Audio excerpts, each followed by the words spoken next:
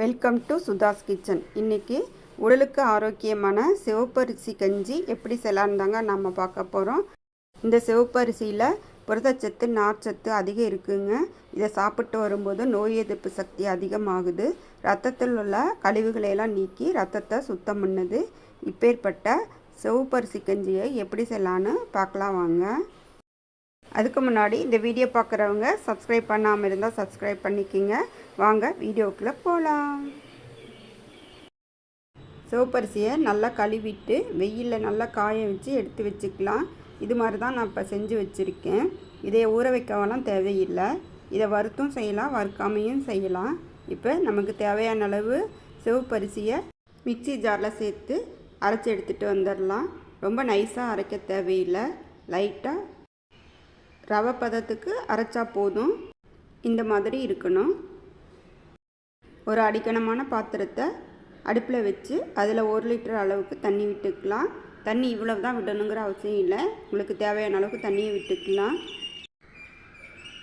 தண்ணி நல்லா கொதித்து வந்தோடனே நம்ம அரைச்சி வச்ச சிவப்பரிசியை இதில் சேர்த்து கொஞ்சம் கொஞ்சமாக சேர்த்து கைவிடாமல் கிளறி விட்டுக்கணும். ஒரேடியாக சேர்த்தோம்னா கட்டி விழுந்துடும். இந்த மாதிரி தான் நம்ம கலந்து விட்டுக்கிட்டு சேர்த்துக்கணும். ஒரு 10 நிமிஷம் நல்லா வெந்தால் போதும். அதனுடைய கலர் நல்லா சேஞ்ச் ஆகி நல்லா சிவப்பு கலரில் வந்துடும். இந்த ஸ்டேஜில் கொஞ்சமாக இதுக்கு தேவையான உப்பு சேர்த்துக்கலாம். கொஞ்சமாக உப்பு சேர்த்தா போதும், அதிக உப்பு தேவையில்லை இதுக்கு. ஒரு 10 நிமிஷத்துக்கு பிறகு அரிசி நல்லா வெந்து வந்துடுச்சு.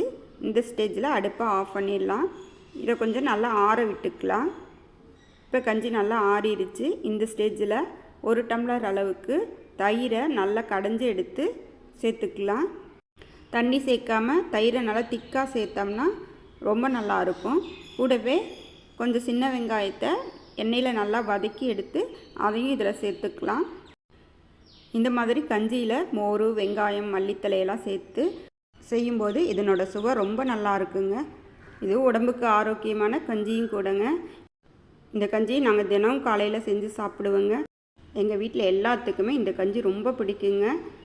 இந்த கஞ்சியோட ஒரு துவையல் வச்சு சாப்பிட்டிங்கன்னா வேறு எதுவுமே தேவையில்லைங்க. நல்லா வயிறு ஃபில்லிங்காக இருக்கும், நல்லாயிருக்கும். இந்த ஆரோக்கியமான கஞ்சியை நீங்களும் செஞ்சு பாருங்கள்.